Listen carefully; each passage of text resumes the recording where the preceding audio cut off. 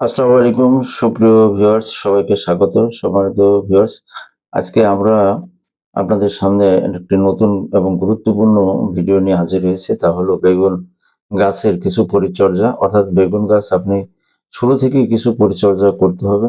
সেই পরিচর্যাগুলো করলে আপনার বেগুনে ভালো ফলন ধরবে। ছাদ বাগানে বেগুন চাষ করা অত্যন্ত সহজ হলেও বেগুনের কিন্তু বেশ কিছু গুরুত্বপূর্ণ বিষয় আছে, যেগুলো আপনি ফলো না করলে সেই ধরনের ফল আপনি পাবেন না। সামনে বর্ষার মৌসুম, এখন কিন্তু বেগুন চারা রোপণের উত্তম সময় এবং গাছের পরিচর্যা করার।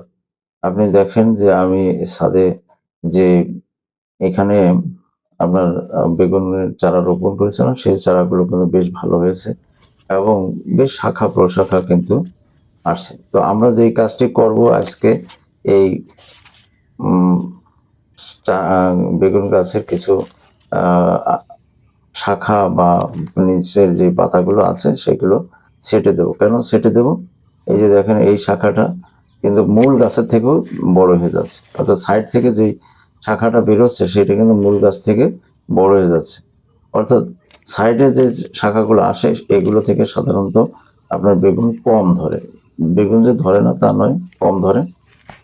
অর্থাৎ আমাদের উচিত হলো যে, বা আমাদের করণীয় হলো বেগুন গাছের যে সাইজটি হবে সেখানে আপনার আ ৫ থেকে ৬ টি পাতা পর্যন্ত আপনার কোনো শাখা-প্রশাখা রাখা যাবে না।